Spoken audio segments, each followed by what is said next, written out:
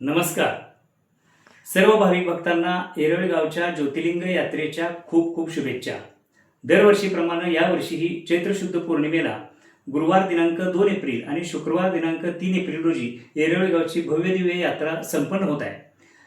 या यात्रेचं वैशिष्ट्य असं की यात्रेच्या आदल्या रात्री येरळ गावातील तरुण मंडळी कोयना नदीच्या पवित्र प्रवाहामध्ये स्नान करून ओल्या वस्त्रांनी नदीपात्रापासून देवळापर्यंत दंडवत घालत येतात. याला श्रद्धेने दंडस्नान असं म्हटलं जातं. तर दंडस्नान म्हणजे भक्ती, नवस, श्रद्धा आणि समर्पण याचं प्रतीक आहे. आणि या परंपरेला जोडून अजून एक प्रथा अशी आहे, ती म्हणजे कावड. तर श्री ज्योतिर्लिंगाचं रूप हे शंभू महादेवाचं रूप आहे. शंभू महादेवाला ज्याप्रमाणे कावड घातली जाते तीच परंपरा या ठिकाणी सुद्धा तुम्हाला दिसून येते. आणि कावड झाल्यानंतर पहाटे हनुमान जयंती उत्सव सुद्धा मोठ्या उत्साहात साजरा केला जातो. आणि यात्रेच्या मुख्य दिवशी सायंकाळी देवाचा छबिना काढला जातो, ज्योतिबाची पालखी काढली जाते आणि त्याच वेळेला डोक्यावरती विस्तवाचा घडा घेऊन नवस बोललेल्या स्त्रिया नवस फेडत असतात. आणि त्या विस्तवामध्ये गुगुळाचा धूप निर्माण केला जातो आणि त्यातून भव्य अशी भक्तिमय वातावरण निर्माण केलं जातं. आणि त्यानंतर तरुण मंडळी खांद्यावरती सासनकाठ्या, मानाच्या सासनकाठ्या घेऊन नाचवतात.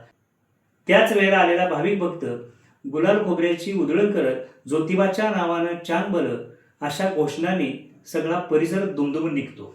तर असा हा डोळ्याचं अक्षरशः पारणं फेडणारा असा हा यात्रोत्सव असतो. आणि ह्या येरळगावच्या यात्रेच्या निमित्तानं भव्य दिव्य अशा कार्यक्रमांचं आयोजन देखील केलेलं आहे. यात्रा समितीच्या वतीनं शुक्रवारी 3 तारखेला सकाळ संध्याकाळ सौ छाया विरकर लोकनाट्य तमाशा मंडळ वाघेरी यांचा लोकनाट्य तमाशाचा कार्यक्रम आयोजित केलेला आहे मनोरंजनासाठी.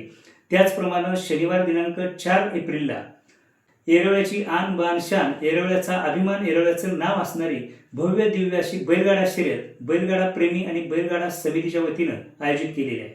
आणि त्याच रात्री शनिवारी 4 तारखेला रात्री 9 वाजता ऑर्केस्ट्रा ललकार यांचा ऑर्केस्ट्रा कार्यक्रम हा सामाजिक कार्यकर्ते विकास यादव काका यांच्या माध्यमातून घेण्यात येत आहे. तरी अशा या पवित्र यात्रा उत्सवात आपण सर्वांनी तन मन धनानं सहभागी होऊया आणि हा दिव्य सोहळा अनुभवूया. पुन्हा एकदा आपणा सर्वांना ज्योतिर्लिंग यात्रेच्या खूप खूप शुभेच्छा. धन्यवाद. उंच डोंगरात तेव्हा तुझा वासर